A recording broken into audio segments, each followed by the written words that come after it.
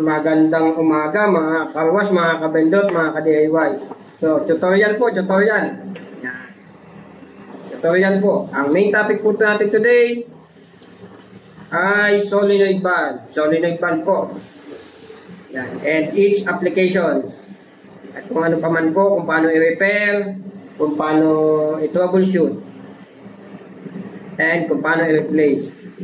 So, yun po ang mga matututunan nyo sa video na ito. And ang full video po ay ilalagay ko sa aking YouTube channel. So kung gusto niyo po masundan ay follow lang po or like, subscribe and click the bell po sa aking YouTube channel and mapapanood niyo po. And marami po akong mga tutorials na ilalagay ngayon kasi magpo-focus po ako sa tutorials all about car wash, bendo, DIYs, or kung ano pa man. Minsan po pwede rin pumapasama itong sa solar kasi may mga knowledge din naman po ako sa solar at sa mga bagay na natutunan ko. I-share ko po lahat yun sa inyo. So, yan po. Umpisahan po natin. Solenoid valve. So, ang solenoid valve po ay, ang purpose po nito ay commonly, pang-track po yan kasi commonly po ang solenoid valve ay normally closed o laging nakasara yung butas na yan. Then, pag nagkaroon ng electrical, isinaksak o ginamit, pinirigil ang electricity o electrical, mag-o-open po yung valve para makadaan po ang any, pwede pong air, pwedeng water or oil. So kung yun saan nyo po ginamit. So, pero tayo po, magpo-focus po tayo sa air. Kasi commonly po, itong solenoid na ito sa car wash ko ay gamit ko sa air bendo, sa foaming machine, dinadaanan po siya ng hangin. So ito po ay 220 volts, may 12 volts po nito, may 24 volts. Sa sizes, mayroong 1/4, ito pong hawak ko ay 1/4 kasi air po ang gagamitan ko, kaya 1/4 po ang ano ko. Pwede pong may 1/2, may 3/4, may 1, may mas malaki. So, depende po. Marami pong klase ng solenoid valve, may mga industrial, may pansasakyan. So ito po ay pang gamit ko sa pang car wash ko. Foaming machine and air bender. So, kung saan nyo pwedeng gamitin, pwede nyo magawa, pwede rin po sa mga pandilig. So, depende po sa inyo.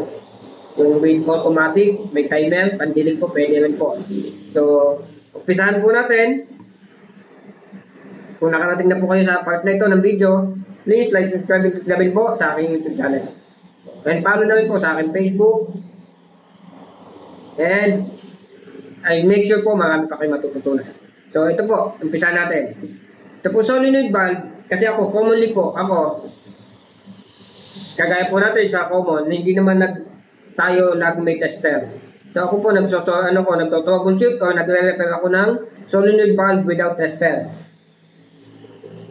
Kumbaga, kung tutuusin, hindi mo talaga kailangan ng tester. Basic knowledge lang po, common sense, pagaganahin natin dito.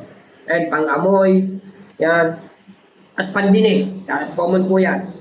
So, malalaman nyo po kung bakit. Number 1 po, halimbawa po, ang sira ng inyong solenoid valve or ng foaming machine. Wala pong nagulog na po, hindi naman, kumbaga hindi niya naitulak ng hangin. Hindi po lumabas yung hangin.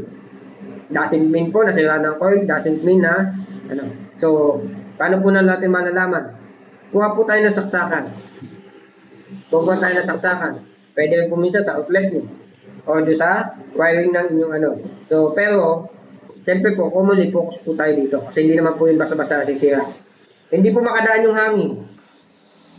Ang pinaka-the-best nyo pong gawin, siyempre po, ito may pansaksak naman yan. So, may tangtong tayo dito. Yan. Pinaka-the-best nyo gawin, kuha kayo ng saksakan, saksak nyo. Then, pag may narinig po kayong lagitik, lumalagitik siya pero hindi makadaan ng hangin. So, ibig sabihin po, gumagana ang coil. Gumagana ang coil kasi lumalagitik siya. Iniaangat niya yung mechanism sa loob pero hindi makadaan ng hangin. So, either, kadalasan po yun ay barado lamang. Barado lamang po yun. So, anong gagawin nyo? Dininisin nyo lang po yung loob. So, halimbawa naman po, hindi lumalagitik. Doesn't mean po, sira na agad ang coil. Kasi minsan po, yung mechanism niya naman, ay halimbawa po, corroded na ng dumi sa loob, corroded na po, yung marami ng kalawang, hindi na po makagalaw yung mechanism niya, doesn't mean po sira ang coil. Lilinisin nyo lang po yun. Papakita ko po sa inyo mamaya. Ngayon, paano nyo naman po malalaman na sira yung coil? O hindi sira? Commonly po yan, sinaksak nyo, hindi lumalagitik. Patagalin nyo ng konti. Pag umiinit po ito, pag umiinit pa, ibig sabihin okay pa yung coil. Kasi umiinit lang siya, kaso nahihirapan siyang paangatin yun, kaya po siya umiinit. Nahihirapan siyang paangatin yung mechanism, kaya umiinit po. So, ibig sabihin okay pa po ang ating coil. Ngayon, kung hindi na talaga umiinit, siyempre po, kailangan nyo na po yung kalasin. So, yan po, tsura niyan, may coil yan sa loob. Common problem po sa coil, siyempre, pag-ganahin nyo po pang-amoy nyo. Kung amoy sunog na po, ibig sabihin, papalitan nyo na si coil. Bibili na kayo ng another solenoid valve. Pero doesn't mean na kailangan nyo pang kalasin sa bahayan to. Yung coil lang po ang kuhanin nyo, para madali. Tanggalin nyo lang ito ibabaw, ilipat nyo ito, ilalagay lang uli yan. Coil lang po, hindi nyo na kailangan kalasin pa yung mga nakakabit na yan kasi mag-uulit na naman kayo, maglalagay na naman kayo ng tiplon, maglalagay na naman kayo ng kung ano-ano.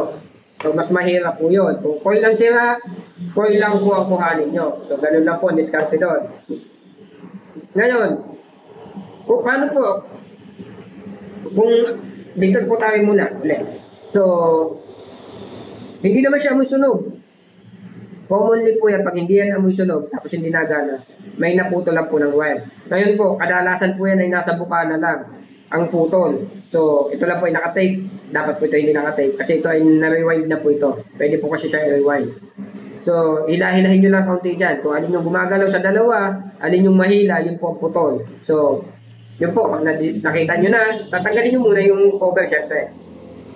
Pag nakita nyo na kung saan yung putol, pagdungsungin nyo lang, lihahin nyo, tapos pagkabitin nyo, isolder nyo, itagyan nyo ng tape, ikabit nyo ulit, magagamit nyo na ulit. Ngayon, kung halimbawa naman po, hindi sira si coil, hindi makadaan ng hangin. So, nandun na po yung kailangan natin siyang kalisin. So, kailangan nyo lang ng labi tubo or vice grip, pero hindi naman yan ganun kahigpit, usually, kasi may mga seals naman yan.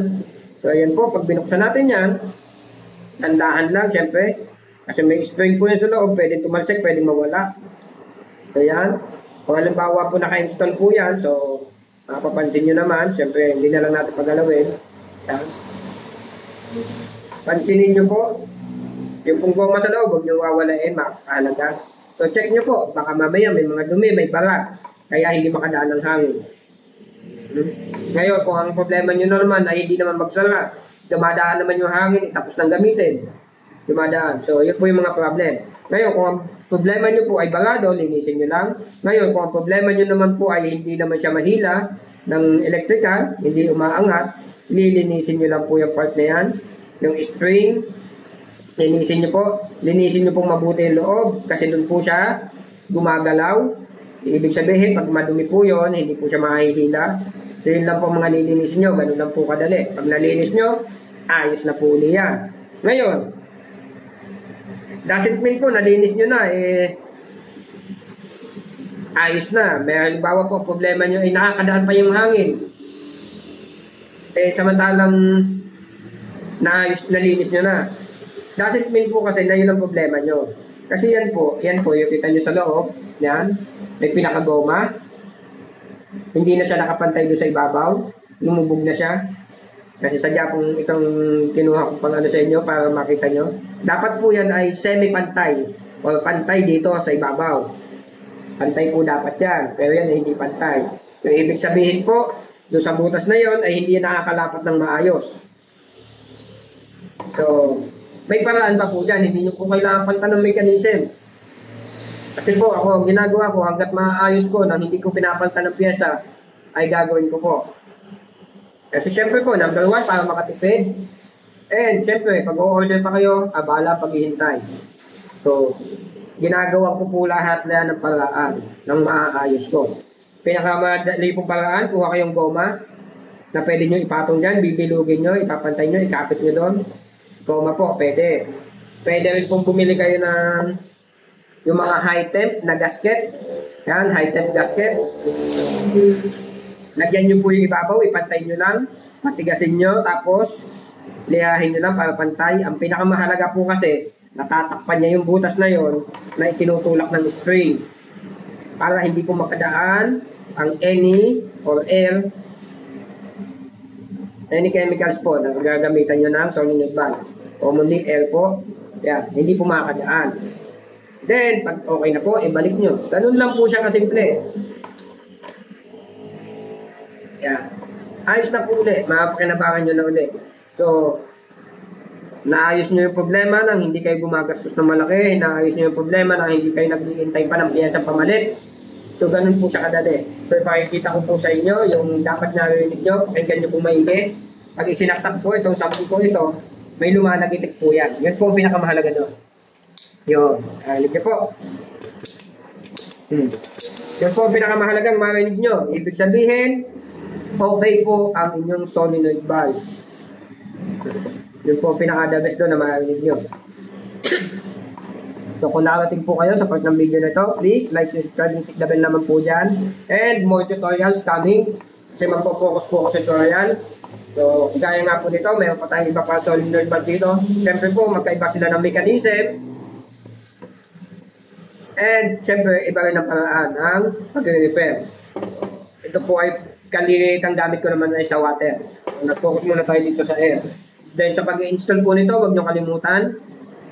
Okay lang naman po na medyo nakatagilid, medyo nakaganyan. Pero pinaka-the best position po ay nakatayo. Excuse me.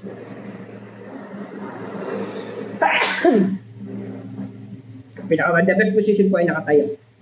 Dahil yung mechanism po ay kusang bumabalik pababa. So I hope na-explain ko sa inyo ng maayos ang tungkol sa ating solenoid valve and makatulong sa inyong car wash. And pwede nyo po magamit sa any projects na gusto nyo gawin o maisipan nyo. Malaking tulong po yan. More tutorials coming po. So yun lamang po mga ka-car wash, mga ka-beldot, mga ka-DIY. Please like and subscribe and click the bell. Salamat and magandang umaga.